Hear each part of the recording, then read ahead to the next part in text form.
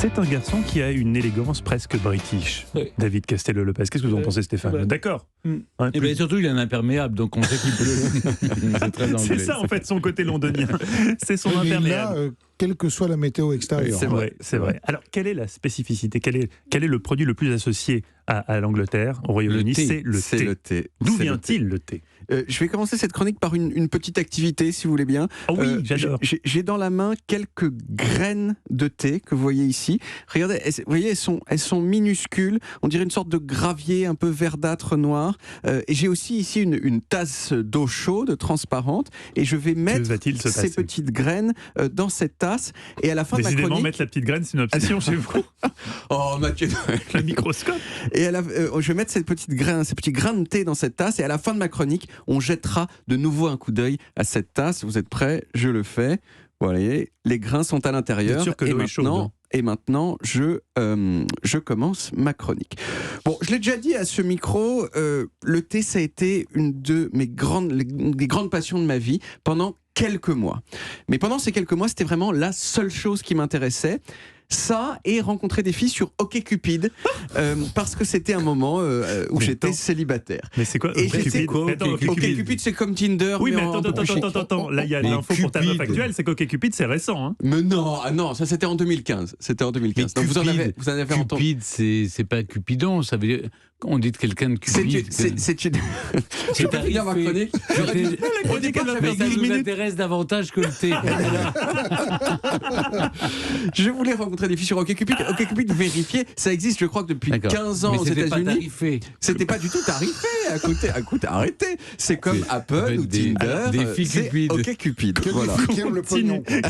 Continuez, je vérifie. Je continue donc. Vous allez avoir la réponse et vous allez m'interrompre une nouvelle fois dans ma chronique pour la donner. Je le sens.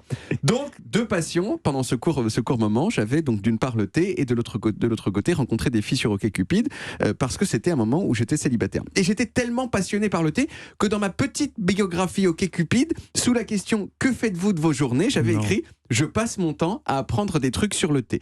C'était une erreur. C'était une erreur de faire ça. Ah, ça fait fait fuir, pas des Et masses. c'était une erreur. Oui. Et c'était une erreur. Pourquoi? Eh bien principalement parce que on n'y peut rien, mais le thé, c'est considéré encore aujourd'hui comme une boisson un petit peu efféminée. L'homme, traditionnellement viril, si on en fait une image d'Épinal, il n'a pas une tasse de thé à la main. Vous voyez, Lino Ventura, quand il rentre dans un bistrot à l'aube, il commande pas un Darjeeling, vous voyez? Il commande pas un Darjeeling.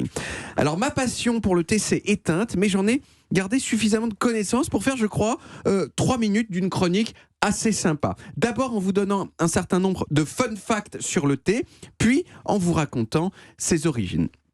Alors déjà, en gros, je vous dis, il existe que 6 types de thé. Il y en a que 6, c'est très simple. Le thé blanc, le thé vert, le thé jaune, le thé oolong, le thé noir et le pu'er. Et tous ces thés, ils viennent de la même plante, une plante qui s'appelle le Camellia sinensis. Et petite question facile, est-ce que vous savez ce qui différencie un thé vert d'un thé noir ? C'est la théine, le degré de théine? Non, pas du tout. C'est qu'il y en a un qui est fermenté et l'autre pas. Il y a les feuilles fraîches. Aucun des deux n'est fermenté. Il y a un thé fermenté. Il y a un thé fermenté, c'est le pu'er. Voilà, c'est ça. Mais Oui. le thé vert, c'est la feuille très fraîche. Et le thé noir sont des feuilles qu'on a gardées un peu plus longtemps. Alors, il manque un mot clé dans votre explication, Olivier, c'est l'oxydation. Ouais. C'est-à-dire la principale chose qui fait passer Quand un on thé... garde les feuilles, elles s'oxydent. C'est un peu plus compliqué. La principale chose qui fait passer un thé d'une catégorie à l'autre dans les catégories que j'ai citées, c'est à quel point est-ce qu'on a oxydé les feuilles. Par exemple, quand vous prenez une pomme et que vous la coupez, vous voyez, elle devient toute marron. Ah oui. Eh bien, c'est pareil avec les feuilles de thé. Plus vous les abîmez, plus elles deviennent marron. Et plus il y a de marron sur les feuilles, plus le goût du thé va changer. Le thé vert, c'est un thé qui est pas du tout oxydé. On le cueille en faisant super gaffe à pas l'abîmer et on le fait chauffer immédiatement, ce qui a pour effet d'arrêter l'oxydation. Et c'est ce qui fait que les thés verts, c'est souvent des thés qui sentent un peu le gazon coupé. Vous voyez, ça, c'est un peu ce goût-là. Les thés noirs, c'est les mêmes feuilles qu'on cueille, sauf qu'ensuite, on fait exprès de les blesser et donc elles s'oxydent entièrement et ça donne des thés qui ont des saveurs plus de noix, de cuir, de trucs comme ça. Et entre les deux, entre le thé vert et le thé noir, il y a les thés oolong. Les thés oolong sont des thés qu'on a partiellement oxydés, c'est-à-dire qu'on a un peu frotter les feuilles les unes contre les autres. Et les feuilles, elles ont fait... vous voyez, elles sont oxydées un petit peu sur les côtés. Mais à ce moment-là, on arrête la torture des feuilles en les faisant chauffer. Et donc, l'oxydation s'arrête. Et on a donc ces thés qui sont partiellement oxydés. Mais alors, d'où ça vient le thé? Et bien là, on est sûr, ça vient historiquement d'un seul endroit, et cet endroit, c'est la Chine. Il n'y a pas de piège. Pendant 1000 ans, en gros, il n'y a que en Chine qu'il y avait du thé, et même pendant longtemps, il n'y avait que en Chine qu'on en buvait. Et puis les Chinois, ils ont exporté leur thé au Japon. D'ailleurs, ils ont exporté à peu près tout au Japon. Je ne sais pas si vous avez remarqué, mais c'est frappant de voir que tous les trucs japonais qu'on croit super traditionnels du Japon, en fait, au départ, ça vient de Chine. Genre les jardins, plein de caractères utilisés dans l'écriture, le thé, etc. Eh bien, tout ça, c'est à l'origine, c'est chinois. Ça vient pas de Chine. Les sumo, ça ne vient pas de Chine. Je crois que ça ne m'étonnerait pas qu'on trouve une sorte de petit combat ancestral chinois qui ressemble. Et puis, il y a les Européens qui sont arrivés en Chine et qui ont goûté le thé et qui ont dit c'est très très bon, c'est très très bon. Et ils ont commencé à en acheter. Et vers la fin du XVIIe siècle, c'est devenu un truc chic qu'on buvait dans les cours d'Europe et notamment en Angleterre. Mais bon, au bout d'un moment, dans la première moitié du 19e siècle, les Anglais ils se sont dit ce serait bien qu'on soit un peu moins dépendant des Chinois. Et un des trucs qu'ils ont fait, c'est qu'ils ont envoyé un espion voler les plants de thé dans les montagnes chinoises et ils ont implanté ça dans leurs autres colonies qui étaient sous les tropiques. Et en Inde, en particulier dans la région de Darjeeling, d'où le nom, et aussi au Sri Lanka. Alors vous connaissez l'ancien nom du Sri Lanka ? C'est Ceylan. Et voilà. Et c'est pour ça que ça a donné le thé de Ceylan, qui est donc un thé que les Anglais ont implanté au Sri Lanka pour ne pas dépendre uniquement de la Chine. Et aujourd'hui, le thé, c'est la seconde boisson la plus consommée du monde après l'eau.